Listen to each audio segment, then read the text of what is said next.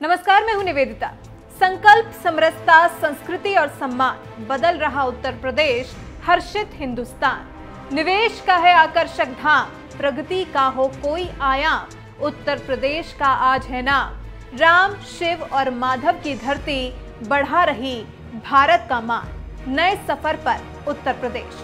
ये पंक्तियां UP CM Yogi Adityanath के ट्विटर हैंडल से निकाली गई हैं, जिन्हें यूपी के विकास पथ के जरिए हिंदुस्तान के विकास के रूप में देखा जा रहा है। क्योंकि अगर यूपी का विकास होगा तो हिंदुस्तान का विकास खुद ब खुद चरम सीमा पर होगा। क्योंकि देश के सबसे बड़े राज्य यूपी, जिसके पास लोकसभा की 80 सीटें हैं, आगामी लोकसभा चुनाव के लिहाज से बेहद खास है। 2014 के बाद अब 2019 में लड़ाई है कांटे की, साख लगी है दांव पर। हर किसी को सता रहा है आने वाली परीक्षा का डर, इसलिए डटे हैं तैयारी में। सवाल कई हैं, क्या फिर कमाल दिखाएगी मोदी लहर, या कांग्रेस समेत अन्य दल मारेंगे बाजी? क्या मोदी के काम के असर पर जनता का ध्यान होगा, या काम से ध्यान भटकाने वालों पर? सब कुछ है जनता के हाथ में, लेकिन जनता किसमें विश्वास दिखाएगी, ये तो बता पाना मुश्किल ही है। इसलिए अभी जिस पर जोर देना है वो है रणनीतियां, जिन पर काम करके लक्ष्य तक पहुंचने की कम से कम कोशिश जरूर की जा सकती है। और अगर रणनीति देश के सबसे बड़े राज्य के लिए बनाई जाए तो आने वाले वक्त में राह जरूर आसान हो सकती है। और जिस तरह से 2017 में यूपी जीतने के लिए पीएम मोदी ने अपना पूरा जोर लगा दिया था, मंत्रियों की फौज उतार दी थी, जिसका फायदा भी हुआ और बीजेपी यूपी की सत्ता पर काबिज हो गई और योगी आदित्यनाथ बन गए यूपी के मुख्यमंत्री। ठीक वैसे ही अब लोकसभा चुनाव में यूपी जिताने का पूरा दारोमदार है सीएम योगी आदित्यनाथ के कंधों पर।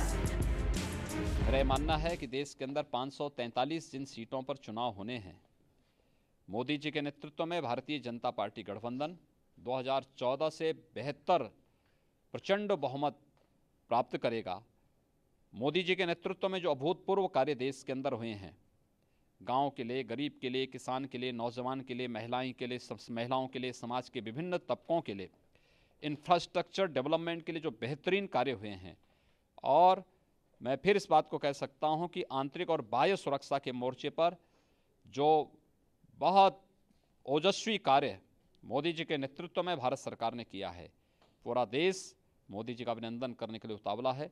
और आज के दिन पर हम कह सकते हैं कि मोदी जी के नेतृत्व में भारतीय जनता पार्टी पूर्ण बहुमत की सरकार बनाएगी और भारतीय जनता पार्टी गठबंधन की सरकार मोदी जी के नेतृत्व में 2019 में 23 मई को आने वाले परिणाम में सामने आएगा। देखिए, चुनौती हमारे सामने कुछ भी नहीं।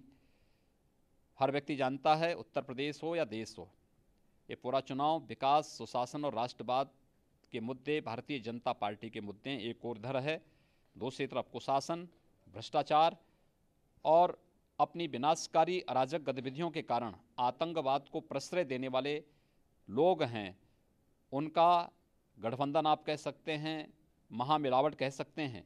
इस महामिलावट को अब जनता बर्दाश्त नहीं करेगी, एक सिरे से खारिज कर चुकी है, करेगी।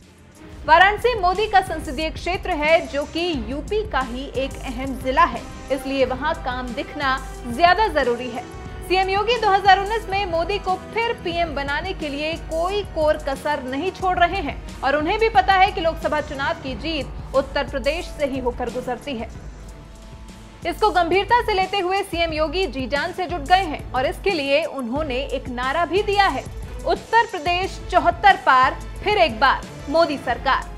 वैसे सीएम योगी एक्शन में हैं और पीएम मोदी को बड़ा लाभ पहुंचाने की एक अदद कोशिश भी कर रहे हैं, जैसे कि उनके और पीएम मोदी के वर्किंग स्टाइल के मेल खाने की भी चर्चा कुछ कम नहीं है। जिस तरह पीएम मोदी एक दिन में 18 से 20 घंटे काम करते हैं, ठीक उसी तरह यूपी सीएम योगी आदित्यनाथ भी 18 से 20 घंटे काम करके अपनी सरकार के सभी अफसरों को भी काम की तरफ डेडिकेटेड रहने के लिए आदेश देते रहते हैं। क्योंकि यूपी का विकास होगा तभी पीएम मोदी फिर से 2019 लोकसभा चुनाव में जीत का परचम लहरा पाने में कामयाब हो पाएंगे। एक और अंदाज योगी और मोदी का ऐसा है जो काफी मेल खाता है, वो है टेक्नोलॉजी से अपडेटेड रहना और सोशल मीडिया पर एक्टिव बने रहना। पीएम मोदी जिस तरह से अपने ट्विटर हैंडल के जरिए देश दुनिया से टच में रहते हैं, ठीक वैसे ही सीएम योगी भी अपने ट्विटर के जरिए अक्सर अपने विकास कार्यों के बखान के साथ साथ विपक्ष पर आक्रामक दिखाई देते हैं। सीएम योगी आदित्यनाथ ने ट्विटर पर जो कविता लिखी है वो यूपी के साथ साथ हिंदुस्तान की जीत पर भी ध्यान आकर्षित करती है। अब देखना ये दिलचस्प है कि कैसे सीएम योगी नरेंद्र मोदी को फिर एक बार सत्ता की कुर्सी पर बैठाने में कामयाब हो पाते हैं। जिम्मेदारी उन्हीं की है क्योंकि वो हैं देश के सबसे बड़े राज्य के मुख्यमंत्री। अगर वो जीतेंगे तो मोदी को भी जीतने में ज्यादा मुश्किल नहीं होगी।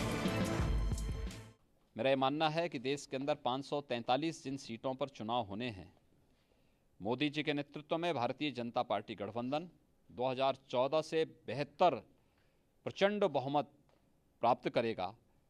मोदी जी के नेतृत्व में जो अभूतपूर्व कार्य देश के अंदर हुए हैं, गांव के लिए, गरीब के लिए, किसान के लिए, नौजवान के लिए, महिलाओं के लिए, समाज के विभिन्न तबकों के लिए, इंफ्रास्ट्रक्चर डेवलपमेंट के लिए जो बेहतरीन कार्य हुए हैं, और मैं फिर इस बात को कह सकता हूं कि आंतरिक और बाह्य सुरक्षा के मोर्चे पर जो बहुत ओजस्वी कार्य मोदी जी के नेतृत्व में भारत सरकार ने किया है, पूरा देश मोदी जी का अभिनंदन करने के लिए उतावला है। और आज के दिन पर हम कह सकते हैं कि मोदी जी के नेतृत्व में भारतीय जनता पार्टी पूर्ण बहुमत की सरकार बनाएगी और भारतीय जनता पार्टी गठबंधन की सरकार मोदी जी के नेतृत्व में 2019 में 23 मई को आने वाले परिणाम में सामने आएगा। देखिए, चुनौती हमारे सामने कुछ भी नहीं।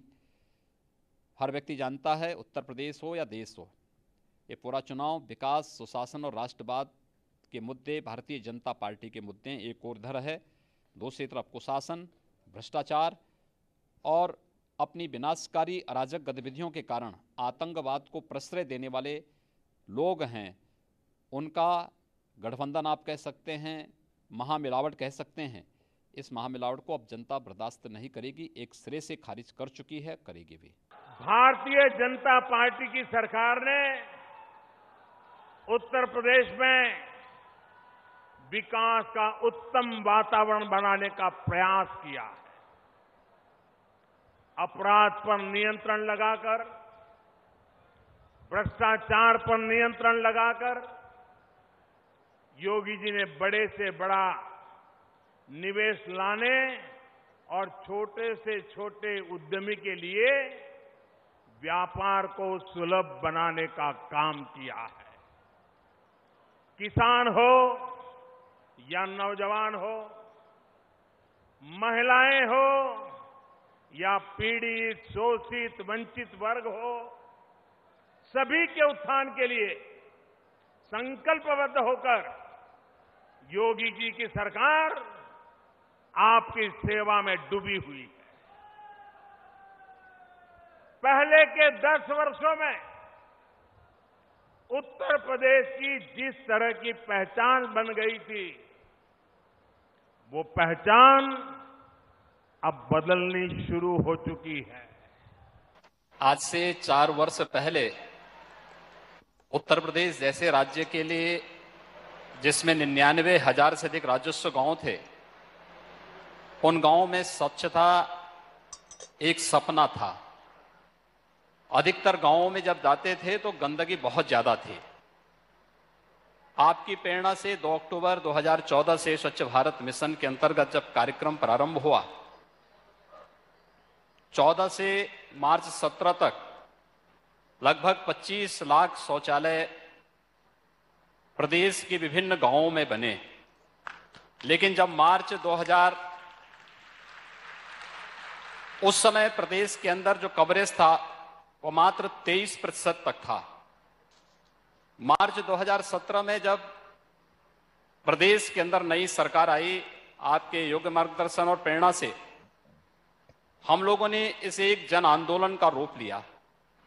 56,000 से अधिक स्वेच्छाग्रही हम लोगों ने पूरे प्रदेश के अंदर प्रत्येक ग्राम पंचायतों में तैनात करने के अलावा प्रदेश के अंदर जो पहले से ही सफाई कर्मचारी थे, इन सबको भी इसके लिए तैयार किया। 2,20,000 से अधिक राज मिस्त्रियों का विशेष प्रशिक्षण इस दौरान हम लोगों ने प्रदेश के अंदर करवाया और विगत 17 माह के दौरान हम लोग प्रदेश के अंदर 1,36,00,000 इज्जत घरों का निर्माण करने में सफल रहे हैं। और आपकी प्रेरणा और आपकी आशीर्वाद से हम ये कह सकते हैं कि बेसलाइन सर्वे के अनुरूप हम लोग 2 अक्टूबर 2018 तक पूरे प्रदेश को पूरी तरह खुले में शौच से मुक्त करने में सफल हो जाएंगे।